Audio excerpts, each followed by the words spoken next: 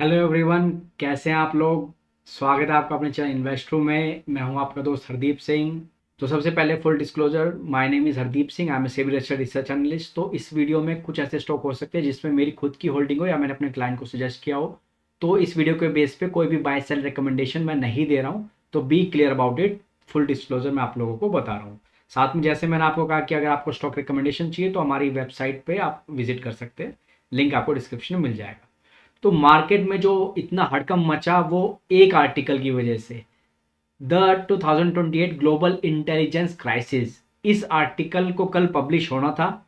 US में भर भर के करेक्शन हुई और उसके बाद उसी के थीम के बेस पे इंडियन मार्केट में भर भर के करेक्शन हुई। और इस पूरे आर्टिकल में जो अगर मैं क्रक्स आपको बताऊं तो इसमें बताया गया कि 2028 तक बहुत चीज़ें चेंज हो जाएगी। जॉब क्राइसिस आ जाएंगे, घोस्ट जीडीपी होगा, बहुत कुछ ऐसी बातें इस आर्टिकल में बोली गई।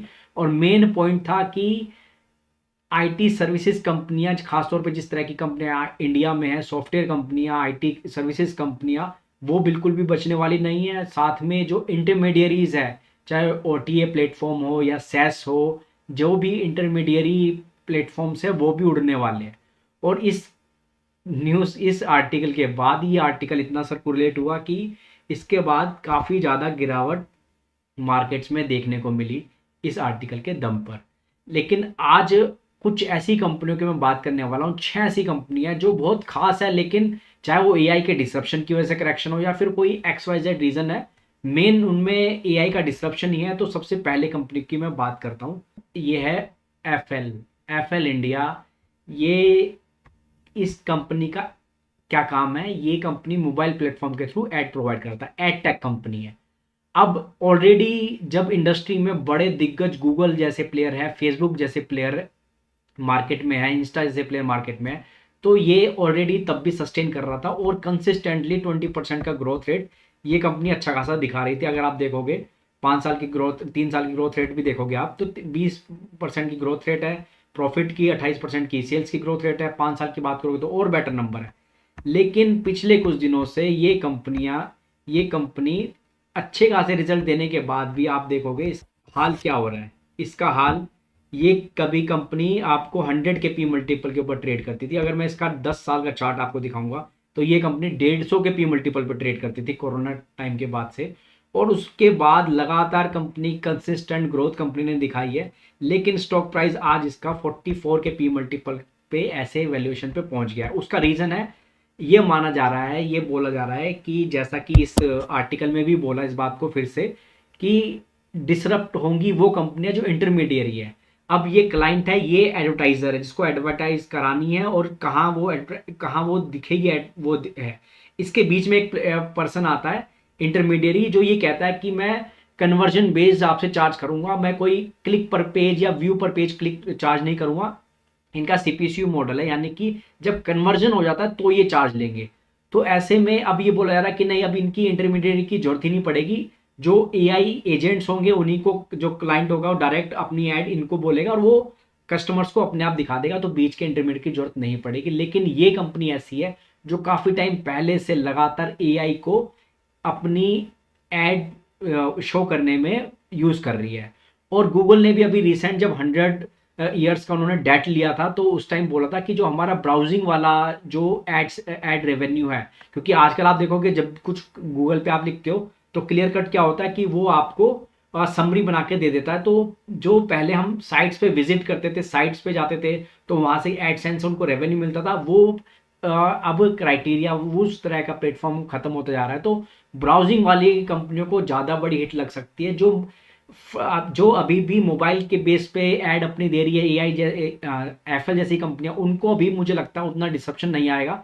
लेकिन मार्केट इस बात को बिल्कुल भी समझने को तैयार नहीं है। मार्केट इसकी लगातार पिटाई आप देखोगे, लगातार इसकी पिटाई हो रही है। 2200 के लेवल से आज ये 1300-1400 के करीब आ चुका है।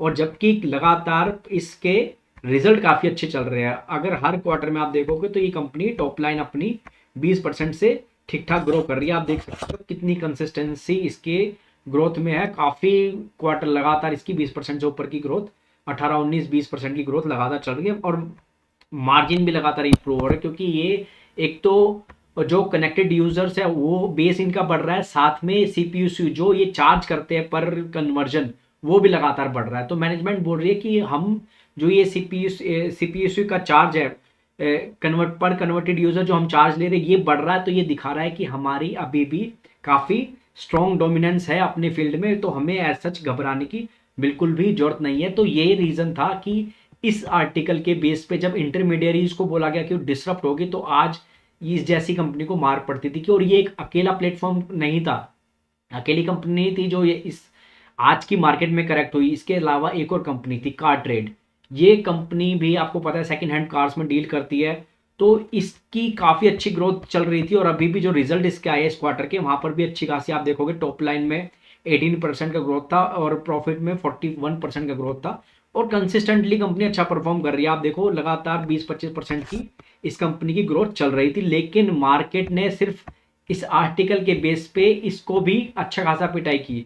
अब आपको पता है सेकंड हैंड कार की मार्केट में अगर आपको डील करना है तो सबसे पहले तो डीलर नेटवर्क आपको देखना पड़ता है, फिर कार में बहुत सारे फैक्टर होते हैं, चाहे इंजन की लाइफ बोलोगे या डिफरेंट फैक्टर्स जो कंप्लाइंस कोई कंपनी चेक करके आपको दे रही है, फिर रजिस्ट्री उसकी आरसी करवानी है काफ़ी ज़्यादा, और पेमेंट करनी है, तो काफ़ी ज़्यादा अलग अलग पॉइंट से होके जब सेकेंड हैंड कार हम खरीदते हैं तो हमें जाना पड़ता है। तो अगर कोई एक प्लेटफॉर्म आपको ये चीज़ प्रोवाइड कर रहा है तो ये कंपनी वही कर रही थी। अच्छा खासा इसके अभी एआई के डिसरप्शन से पहले अच्छा खासा स्टॉक प्राइस डाउन होने के बाद, क्योंकि न्यू एज कंपनीज को बोला जा रहा था, और 300-400 के लेवल से ये कंपनी अच्छे खासे 3000 के लेवल चली गई थी, 10 टाइम्स इसने लोगों का पैसा बनाया। लेकिन जब से ये एआई डिसरप्शन की बात आई है, और खासतौर पे आज के दिन इसमें 11% की पिटाई हुई है, जबकि कहीं भी कंपनी के रिजल्ट में ऐसा डिसरप्शन दिख नहीं रहा है।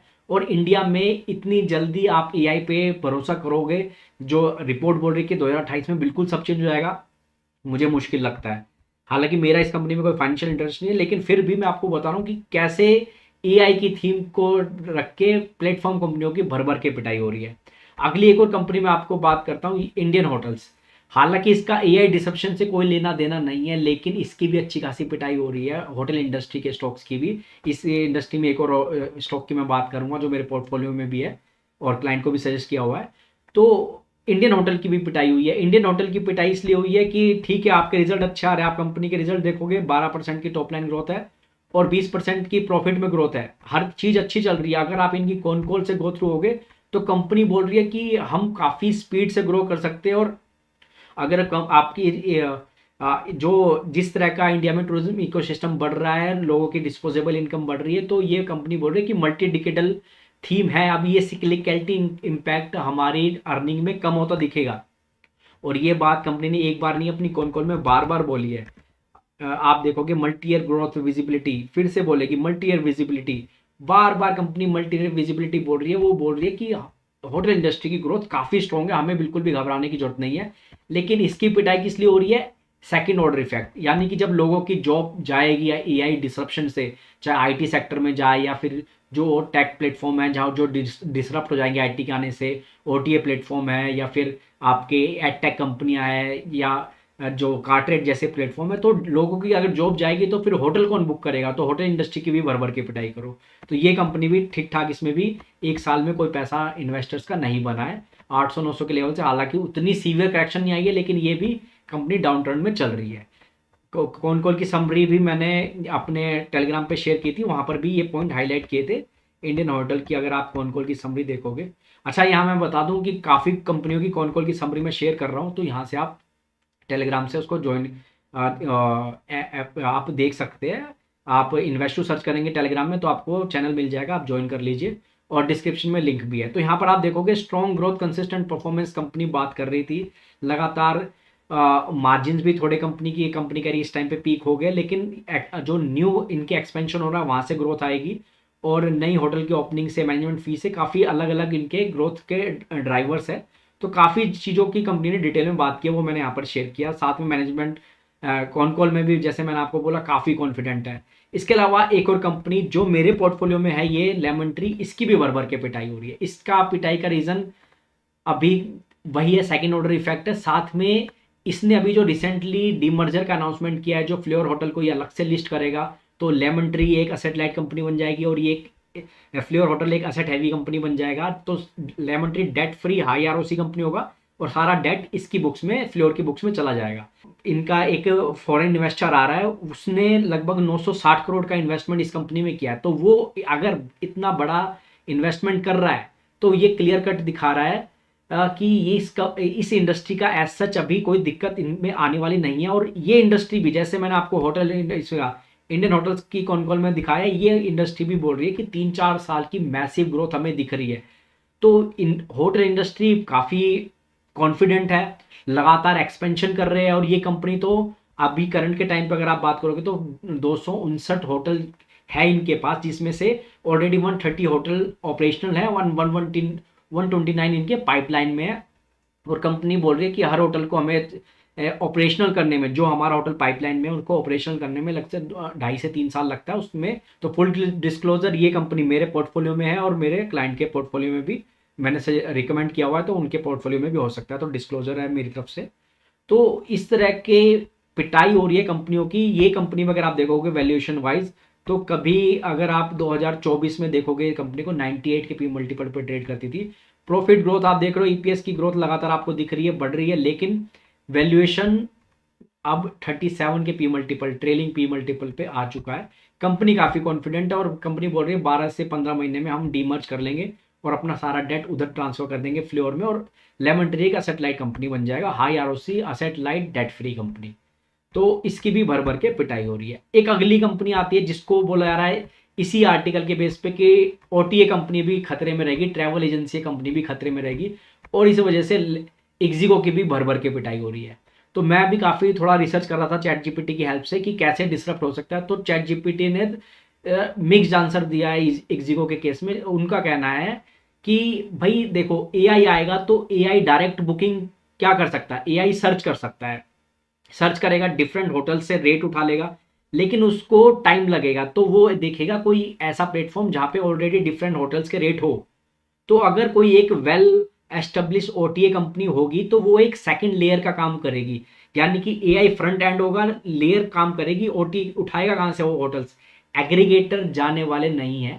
तो एग्रीगेटर रहेंगे, चाहे होटल इंडस्ट्री के एग्रीगेटर हो या फिर ये बस का एग्रीगेटर है, रेलवे का डिटेल आपको इससे मिल जाती है।